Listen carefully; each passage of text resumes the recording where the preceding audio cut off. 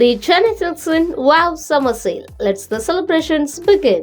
நடந்துட்டு இருக்கிற IPL season கிட்டத்தட்ட முடிவடைகிற சுச்சுவேஷனில் வந்துருச்சு. குவாலிஃபயர் 1, குவாலிஃபயர் 2, அடுத்து செமி ஃபைனல் அப்படின்ற ஒரு லெவலுக்கு போயிடுச்சு. இந்த ஒரு ஐபிஎல் போட்டியில் வந்து உலக நாடுகள் மட்டும் இல்லாமல் எல்லாரையும் கவனிக்க வச்ச ஒரு டீம் அப்படின்னா அது ஆஸ்திரேலியன் டீம் தான். ஏன்னா ஆஸ்திரேலிய வீரர்களுடைய பங்கு இந்த சீசனில் கொஞ்சம் அதிகமாகவே இருந்திருக்கு. ஸோ இந்த சீசனில் நல்லா பெர்ஃபார்ம் பண்ண ஆஸ்திரேலியன் பிளேயர்ஸ் பற்றி தான் நாம் பார்க்க போகிறோம்.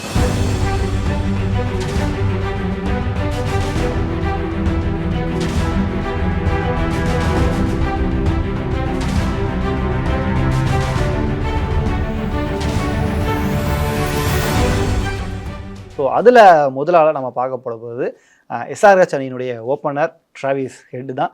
ஏன்னா அந்த டீம் இப்போ டேபிளில் 2வது இடத்துல இருக்கிறதுக்கு மிக முக்கிய காரணம் அவருடைய பேட்டிங் தான். ஒரு மிகப்பெரிய அதிரடியான ஆட்டத்தை ஆடி அந்த டீமை இந்த லெவலுக்கு கொண்டுட்டு வந்திருக்காரு. எஸ்ஆர்ஹெச் டீம் அப்படின்னா ஐயோ அவங்க பேட்டிங்கில் பழப்பாங்களப்பா, அவங்க ஃபஸ்ட் பேட்டிங்கே கொடுத்துடக்கூடாது, கொடுத்து அவங்க பாட்டுக்கு 275 280 அவங்க பாட்டுக்கு ரெக்கார்ட் பண்ணிகிட்டே போவாங்க, பல ரெக்கார்டை உடைக்கிறாங்க, அவங்க ரெக்கார்டை அவங்களே உடைக்கிறாங்க அப்படின்னு மிகப்பெரிய அளவில் பேசப்பட்டது. அதுக்கு மிக முக்கிய காரணமே இவருடைய பேட்டிங் தான். குறிப்பாக அவருடைய இன்னிங்ஸ் நம்ம எடுத்துட்டோம் அப்படின்னா 12 இன்னிங்ஸில் 533 ரன் அடிச்சிருக்காரு. குறிப்பாக இந்த வருடம் ஐபிஎல்லில் அதிக ரன்கள் அடித்த வீரர்களுடைய பட்டியலில் 3வது இடத்துல இருக்காரு. ஒரு செஞ்சுரி, 4 50 அடிச்சிருக்காரு. ஸ்ட்ரைக் ரேட் 201 இருக்குது அவருடைய ஸ்ட்ரைக் ரேட். குறிப்பாக அவருடைய பார்ட்னரான அபிஷேக் சர்மா. ஸோ இவங்க 2 பேரும் சேர்ந்து ஒரு 6 ஓவர் 7 ஓவர் நின்ட்டாலே ரன் வந்து அந்த 6 ஓவருக்கே 100 கிட்ட வந்துடுது. அந்த அளவுக்கு ஒரு மிகப்பெரிய இம்பேக்டை இந்த வருடம் டிராவிஸ் ஹெட் கிரியேட் பண்ணியிருக்காரு. அடுத்ததான் நாம் பார்க்க போகிற player Fraser McGurk. Delhi Capitals அணியினுடைய ஒரு மிகப்பெரிய கான்ட்ரிபியூட் கொடுத்துருக்காரு இந்த வருடம். குறிப்பாக முதல் சீசனில், அதாவது தான் அறிமுகமாகிற முதல் ஐபிஎல் சீசனில் இப்படி ஒரு எக்ஸ்ட்ராடினரியான இன்னிங்ஸை கொடுத்து ரன்னை குவிச்சு இப்படி ஒரு ஸ்ட்ரைக் ரேட் வச்ச ஒரு முதல் வீரர் அப்படின்ற ஒரு பெருமை அவருக்கு கிடைச்சிருக்கு. கிட்டத்தட்ட வெறும் 9 போட்டிகளில் 330 ரன்கள் அவர் குவிச்சிருக்காரு. அதில் 4 50களும் மடங்கும். அவருடைய ஸ்ட்ரைக் ரேட்டே 204.04 அந்த ரேஞ்சுக்கு மெயின்டைன் பண்ணியிருக்காரு. குறிப்பாக ஒரு ஐபிஎல் சீசனில் 15 பந்துகளில் 50 அடிச்சு, அதுவும் 2 50 அடிச்சிருக்க ஒரு பெருமை இவருக்கு கேட்கும். ஏன்னா ஒரு மேட்ச்சில் 15 பாலில் 50 ரன் அடித்தார், இன்னொரு மேட்ச்லையும் அதே மாதிரி 15 பால்ஸில் 50 அடித்தார், இன்னொரு மேட்ச்சில் 19 பால்ஸில் 50 போட்டார். ஸோ இந்த மாதிரியான ரெக்கார்ட்லாம் அவருக்கு தான் சேரும். குறிப்பாக இந்த வருடம் டெல்லி கேபிட்டல்ஸ் அணி அந்த பிளே ஆஃப்குள்ளே வர்றதுக்கு சில வாய்ப்புகள் இருந்தது. ஸோ கொஞ்சம் கொஞ்சமாக முன்னேறி வந்தாங்க. அதுக்கு மிக முக்கிய காரணமாக இருந்தவர் ஃப்ரேசர் மெக்கருக்கு தான். ஸோ அவருடைய அதிரடியான ஆட்டம் தான் டெல்லி கேபிட்டல்ஸ் அணிக்கு ஒரு உயிர் கொடுத்தது அப்படின்னு சொல்லலாம். ஸோ இவருடைய பெர்ஃபார்மன்ஸ் தான் இப்போ அவரை வேர்ல்ட் கப் ஸ்குவாட்லேயும் செலக்ட் பண்ணியிருக்காங்க. ஸோ சந்தோஷமான விஷயம் அதுவும். ஸோ அதுக்கடுத்து நம்ம பார்க்க போகிற பிளேயர் யாருன்னு பார்த்தீங்கன்னா பேட் கமின்ஸ், ஆஸ்திரேலிய அணியினுடைய கேப்டன், இந்த பக்கம் எஸ்ஆர்ஹெச் அணியினுடைய கேப்டன். ஒரு மிகப்பெரிய தன்னுடைய கேப்டன்சி அந்த ஒரு திறமையால் அந்த எஸ்ஆர்ஹெச் அணியை பாயிண்ட் டேபிளில் டாப் 2ல் கொண்டு வந்து நிப்பாட்டியிருக்காரு. ஒரு பக்கம் கேப்டன், இன்னொரு பக்கம் பவுலர், இன்னொரு பக்கம் பேட்ஸ்மேன் அப்படின்ட்டு ஒரு மிகச்சிறந்த ஒரு ஆல்ரவுண்டராக ஒரு கேப்டனாக எப்படி இருக்கணும் அப்படிங்கிற ஒரு பிரில்லியண்ட்டான இன்னிங்ஸை இந்த வருடம் அவர் கொடுத்துருக்காரு. குறிப்பாக அவர் பவுலிங்கில் எடுத்துக்கிட்டாலும் ஒரு நல்ல ஆவரேஜாக போடுறது, ரன் கொடுக்காமல் இருக்கிறது அப்படின்னு அந்த ஒரு ஸ்ட்ரைக் ரேட்டை மெயின்டைன் பண்ணிட்டே இருக்காரு. அதே மாதிரி பேட்டிங்கில் அவர் 5வது 6வது, ஏன்னா அவங்க டீமில் எல்லாருமே வரிசையாக பேட்ஸ்மேனாக தான் இருக்காங்க அப்படின்றப்ப 5வது ஆளா 6வது ஆளா வந்தாலும் அதுலேயும் ஒரு 30-40 ரன் அடிக்கிற அளவுக்கு ஒரு கெப்பாசிட்டி அவர்கிட்ட இருக்குது. இன்னொன்று அவருடைய கேப்டன்சி பர்ஃபார்மன்ஸ், களத்தில் அவர் நடந்துக்கிற விதம் அப்படிங்கிறதான் பார்க்கும்போது தோனி மாதிரி இவரும் கேப்டன் கூலாக இருக்காரு அப்படின்னு நல்ல பாசிட்டிவான ரிவ்யூஸும் நாம் பார்க்க முடிஞ்சது. ஏன்னா ஒரு ஜென்டில்மேன் கேம், நிறைய விஷயங்களுக்கு ஆர்வியூ பண்ணாமல் இருக்கிறது, ஓகே பார்த்துக்கலாம் அப்படின்ற மாதிரி கடந்து போகிற விஷயம் அப்படின்னு நிறைய விஷயங்கள் அவருடைய களத்தில் நாம் பார்க்க முடியுது. அடுத்ததாக இப்போ நம்ம பார்க்க போகிற பிளேயர் மார்க்கஸ் ஸ்டாய்னிஸ், எல்எஸ்ஜி அணியினுடைய ஒரு மிக முக்கியமான பிளேயர்.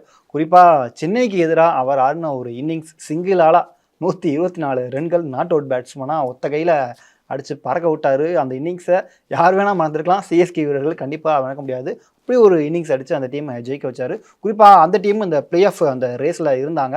ஸோ அதுக்கு அவருடைய கான்ட்ரிபியூஷன் ஒரு மிக முக்கியமான கான்ட்ரிபியூஷனாக இருந்தது. 14 இன்னிங்ஸில் 388 ரன்கள் அடிச்சிருக்காரு. அதில் ஒரு செஞ்சுரி, 2 ஹாஃப் செஞ்சுரியும் மடங்கும். அது போக பவுலராகவும் ஒரு குரூஷியலான டைமில் நல்ல ஒரு விக்கெட்லாம் எடுத்து கொடுத்துருக்காரு. இந்த 14 மேட்செல்லாம் கிட்டத்தட்ட ஒரு 4 விக்கெட்ஸும் அவர் வாங்கியிருக்காரு. ஃபீல்டிங்லேயும் நிறைய விஷயங்கள் பண்ணியிருக்காரு. ஸோ அந்த எல்எஸ்ஜி அணிக்கு ஒரு மிகப்பெரிய சப்போர்ட்டாக ஸ்டாய்னிஸ் இருந்திருக்காரு. அடுத்ததாக ஆர்சிபி அணியினுடைய ஒரு கீ பிளேயர் அப்படின்னு சொல்லலாம் நம்ம கேமரூன் கிரீன். ஒரு பக்கம் பவுலரா, இன்னொரு பக்கம் பேட்ஸ்மேன் அப்படின்ட்டு ஒரு மிகப்பெரிய கான்ட்ரிபியூட் அந்த ஆர்சிபி டீமில் பண்ணியிருக்காரு. குறிப்பாக ஆர்சிபி அணி கடைசியாக இந்த 6 மேட்சும் ஜெயிச்சு பிளே ஆஃப்குள்ளே வந்ததுக்கு இவருடைய பங்கும் ஒரு மிக முக்கிய பங்கு. ஏன்னா அவர் 11 மேட்ச்சில் வந்து பேட்ஸ்மேனாகவும் ஒரு 222 ரன்கள் அவர் அடிச்சிருக்காரு. இன்னொரு பக்கம் பவுலராக இருந்துட்டு அங்கேயும் இந்த மேட்ச்சில் ஒரு 9 விக்கெட்டுகள் அவர் எடுத்திருக்காரு. குறிப்பாக அதிக ரன்கள் கொடுக்காம ஒரு கண்டெயின் பண்ணுறது அப்படின்ற விஷயம் வந்து மிக முக்கியம். ஏன்னா சின்னசாமி ஸ்டேடியம் மாதிரியான கொஞ்சம் ஸ்பேஸ் கம்மியாக இருக்கிற இந்த மாதிரியான ஸ்டேடியமில் வந்து அவருடைய பங்கு மிகப்பெரிய அளவில் கான்ட்ரிபியூட் பண்ணியிருக்கு. ஆர்சிபி அணி இந்த பிளே ஆஃப்குள்ளே வந்ததுக்கு இவருடைய ரோலும் ஒரு மிக முக்கியமான ரோலாக இருந்தது. அடுத்து ஆர்சிபி அணிலேயே இன்னொரு பிளேயர் நம்ம மேக்ஸ்வெல் அவர்கள். ஸோ மேக்ஸ்வெல் வந்து ஸ்டார்டிங்லேருந்து கொஞ்சம் ரொம்பவே சொதப்பிட்டு இருந்தார். நிறைய மேட்ச் வந்து அவருடைய பெர்ஃபார்மன்ஸ் வந்து ரொம்பவும் கம்மியாக தான் இருந்தது. ஒரே ஒரு மேட்ச் மட்டும் தான் 20-30 கிட்ட அடிச்சிருந்தாரு. அதுக்கு பிறகு அவருடைய இன்னிங்ஸ் வந்து பெரிய அளவில் இல்லை. பட் பவுலிங்கில் ஒரு 1 அல்லது 2 விக்கெட்லாம் ஆரம்பத்தில் வாங்கிட்டு தான் இருந்தார். பட் அதுக்கு பிறகு எனக்கு ஒரு கேப் தேவைப்படுது அப்படின்னு அவரே கொஞ்சம் ரெஸ்ட் எடுத்துக்கிட்டாரு. ஸோ அவருக்கு பதிலாக ஜாக்ஸ் உள்ளே வந்தார். ஸோ அதுக்கு பிறகு தான் கடைசியாக இப்போ 2-3 மேட்ச் அவர் ஆடிட்டு இருந்தார்.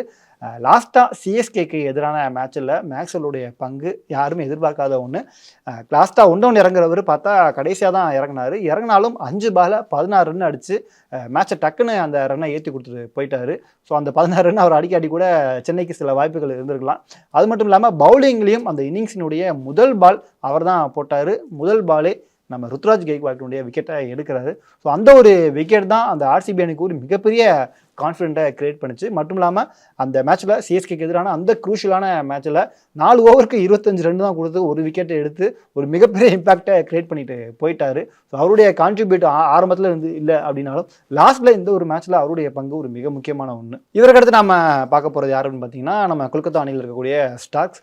ஸோ அவர் மீது ஏகப்பட்ட விமர்சனங்கள் வைக்கப்பட்டது. ஏன்னா அவர் இந்த ஐபிஎல் ரெக்கார்ட்லேயே அதிக விலை கொடுத்து வாங்கப்பட்ட ஒரு வீரர் அப்படின்னா அது ஸ்டார்ஸ் தான் அப்படின்ட்டு அவர் மீது நிறைய எதிர்பார்ப்புகள் இருந்தது. பட் ஆரம்பத்துலேருந்து அவர் கொஞ்சம் பூர்த்தி பண்ணவே இல்லை. ரன்னை நிறையா கொடுத்துட்டே இருக்காரு, பெருசாக விக்கெட்லாம் வாங்க மாட்டாரு, இவர் எதுக்கு இவ்வளோ வாங்கிட்டு இருந்தாங்க அப்படின்ற மாதிரியான விமர்சனங்கள்லாம் வந்தது. பட் ஒரு கட்டத்தில் அதை பிரேக் பண்ணார். ஒரு 2-3 முக்கியமான மேட்ச்சில் 4 விக்கெட் எடுத்தார். ஒரு மேட்ச்சில், இன்னொரு மேட்ச்சில் 3 விக்கெட் எடுத்தார். கிட்டத்தட்ட 12 மேட்ச்சில் ஒரு 12 விக்கெட் கிட்ட அவர் வாங்கி கொடுத்துட்டாரு.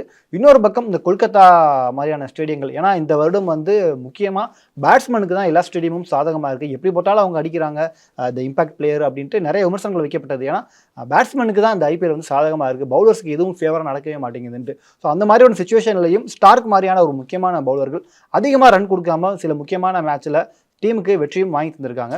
ஸோ ஸ்டார்க்ஸோடைய பங்கும் ஒரு மிக முக்கியமான பங்கு. ஸோ இவங்களை தவிர்த்து மிச்சல் மார்ஸ், டிம் டேவிட் மற்றும் ஜான்சன் இவங்களுடைய பங்கும் இந்த ஐபிஎல்ல கொஞ்சம் முக்கியமானதாக இருந்திருக்கு.